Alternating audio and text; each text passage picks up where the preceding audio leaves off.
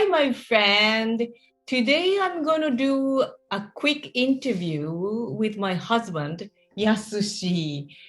And the topic is around healing your body with breathing. And I have to share with you that we are so blessed that my husband had a heart surgery last year, and now he has fully recovered. And we feel so grateful about it. And the other day we celebrated our 29th, right? 29th wedding anniversary, and we did some posts on social, and I'm so grateful that I received so many comments from you and from some of you. And the one I received from Mike was that we only look like 29 years old, and that was a most amazing compliment. We appreciate, and thank you so much, Mike, about it. So today's video, the purpose is not just sharing that he has fully recovered, but we thought this his healing process, or how you used his practices of breathing into actually facing some obstacle or difficulties around his physical disease, and how he has really applied that in that healing process. So this might help you or some of your family or friend who might be actually right now wanting to heal themselves and wanting to use their inner power by applying the breath power into your, bringing all the force into bringing the better physical, healthier you. Then we will really would like to share that experience with you on our journey. So just for now, please let me introduce Yasushi. Hi, yes. Hello. Yes. Could you quickly describe what you're doing? What's your work? I'm a researcher in the Institute of Developing Economies, where we do research on politics and economies in developing countries. Yeah. Okay. And we, as I mentioned, we've been married for 29 years. And how many years have you been practicing breathing? For the last 29 years, because yeah, actually. Just about the time when we got married. Yeah, actually. So let me ask you, when you've been diagnosed as, you needed to have that heart surgery, how have you felt? Well, I was shocked, but then I thought I should go through operation as soon as possible, because I want to recover quickly. Yeah. So after the checkup showed that there was problem with my with one of the valves in my heart last August, I decided to go through a surgery. Right. And I was hospitalized in September, and I got operation. And then I was discharged after 3 weeks. 3 weeks, yes. So actually, I think before you've been diagnosed and you decided to take operation as soon as possible, how I think you must have felt a feeling of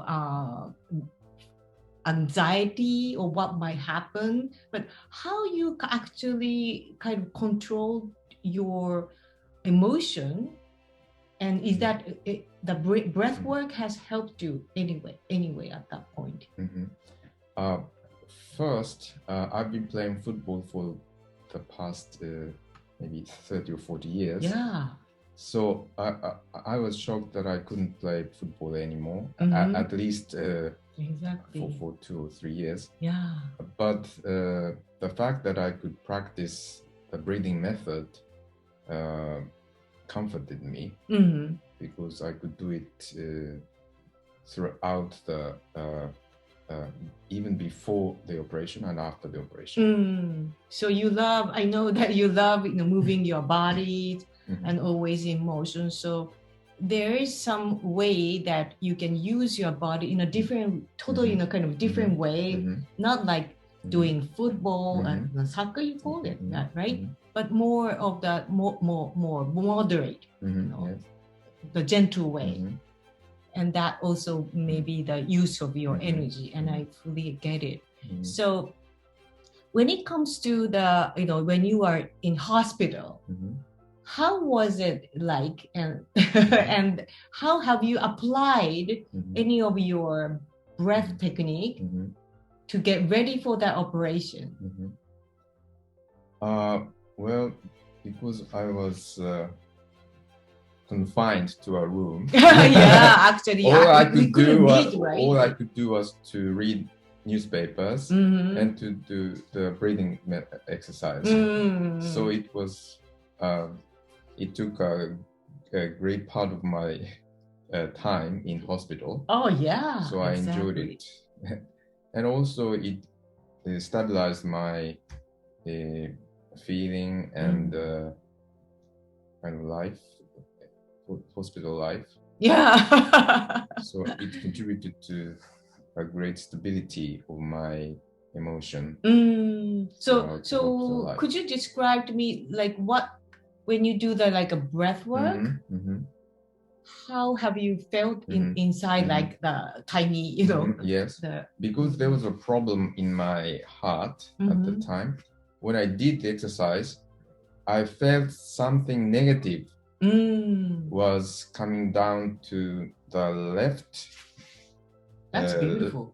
Left side. Left leg. From the left leg to the ground. Oh, great. At first, I tried to directly challenge the problem by exerting my energy to the heart. But then there was a strong repercussion. And so I think it was a bit dangerous to oppose this kind of enemy.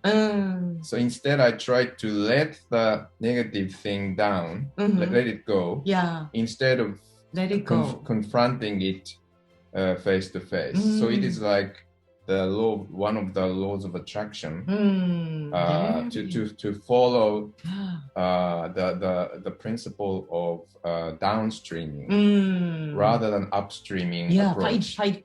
Yeah, that's beautiful awareness. So, and then when I realized when I tried to heal myself by using my energy, there was a repercussion, and then some negative substance remained in my hand. So I touched a wooden object to release that kind of plus ion to the ground, and it worked.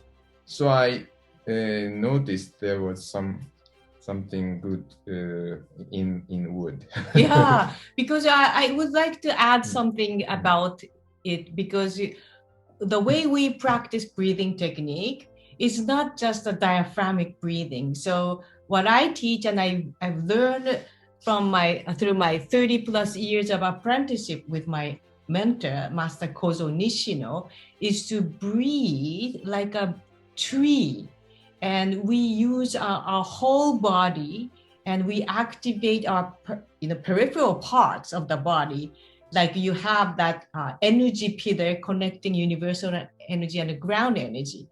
And also by doing and practicing that, we've been doing that, for me more than 30 years, and for him like nearly 30 years, we are able to actually activate our sensory of our hands or physicality So what he's talking about letting go of that negative energy is that I teach, to just let it go as you breathe deeply and let your energy flow throughout your body. So that's exactly the technique so it goes down to the ground, and you can release negative substance to the ground. Exactly. But also you can get something positive from the ground. So yes. It goes to both ways. Right. So every time I teach, I let you feel energy coming into your body from the soles of your feet. Can you imagine like a roots you have underneath the ground? So that's kind of the flow, the energy path he already built. So it was maybe easier for you to let that go, but not just attack the exact part of his body that need to be fixed, right? So it's just make it easier for you to let that not fight with your energy, I'm gonna fix that, but no, it's just let it happen. And I just wanted to share the beautiful story around how he found his most fantastic, amazing doctor we've ever met. He is your cardiologist. And just quickly let us share, how you found him. Well, I went to the nearest doctor, but it happened. Yeah, first you Googled, right? So once you diagnosed, you needed to take an additional checkup, actually. Yeah. So what you did was, maybe it takes a little bit. No, but just quickly share that, how you, because that might be the law of attraction type, but how you find the right doctor with your power. But something it is almost by accident. Yeah, so that's that's something we have to celebrate, right? but at least I can say that I have a good sense of a Google search. Yeah. I've been doing search for journal articles. Oh yeah, for many times. So maybe I learned how to put right keywords, and that led to a good doctor. Yeah. And he himself knew a good surgeons, heart surgeons, and he recommended those. Those doctors. Actually, he referred to other hospitals and doctors, but because that doctor mentioned the best doctors in his first utterance, I thought that his initial reference is the most important one. Exactly. So I stick to that recommendation. Thank you so much, because sorry. I would like to take that on the path, right path. No, but I thought this might help you, because there's some you have used your intuition, and when we met the doctor, I think you've already maybe had a similar experience, but this is a right man, for us, because he was so confident about the delivery of his surgery, and how he's passionate about talking about how important our heart is, but people often neglect. Our heart is working full day, right? All day long, but we haven't even had the appreciation for our heart. So that's, I would say, this man is right. Okay, so let's get to this. So maybe, during the operation, you don't have any of the, consciousness, right? So what happened after the operation in the hospital? After the operation, the doctors recommended me that I should relax my upper body because my chest bone was cut into two, and then they operated. It was scary. Because of those stresses, I need to relax my upper body and because I had to wear the band, right? The band, the band to fix to fix the bones. Yeah. So because there was pressure, when appropriate, because of this pressure, I need to open my chest as much as possible, and I used the breathing technique like this. Breathing like a tree. Breathing like a tree. And also because I was confined to a hospital, I thought I need to improve my eyesight. Because I couldn't see distant places. So while doing this exercise, I was at the windows and gazed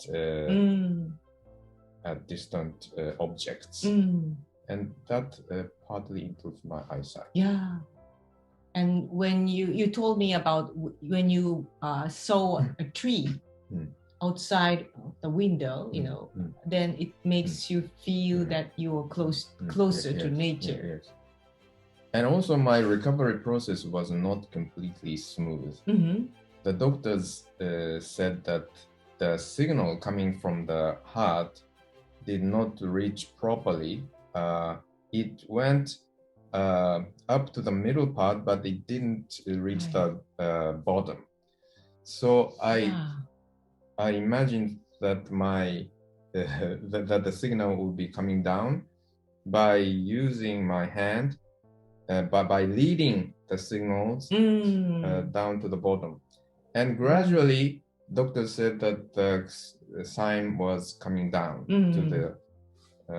to the lowest part.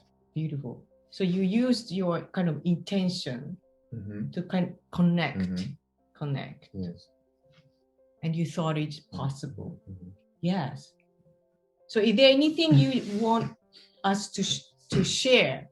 Who might what might help them, or you or your friend or your family, to kind of face that healing process? Well, I think relaxation is the key.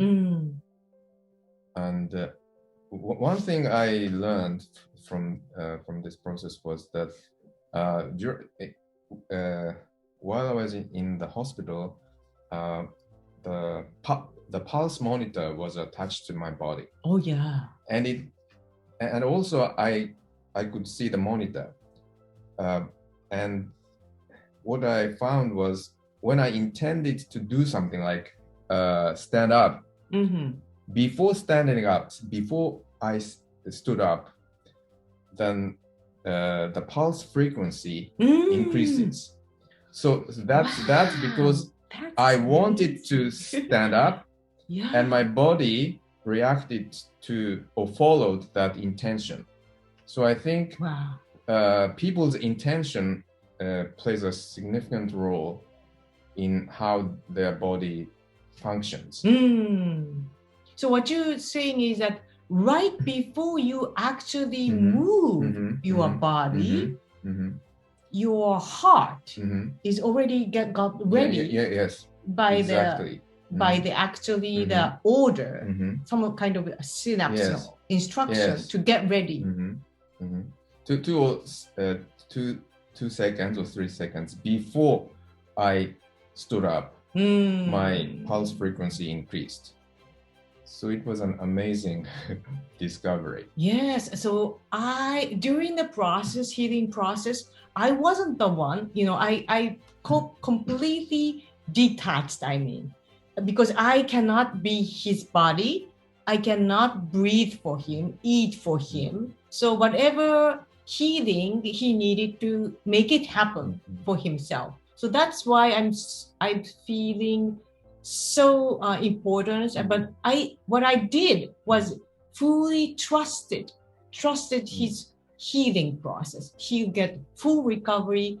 He will get to enjoy the jogging that he loves so much, and now he is actually doing. So it also came from the healing process and observing his healing, how that breath work also allowed us to be more aware of the superpower of our body.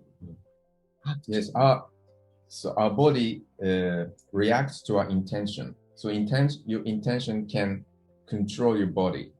So if you think that you want your blood to reach your peripheries, like your fingers, that happens because that's your intention. Your intention can actually move your blood to the peripheries.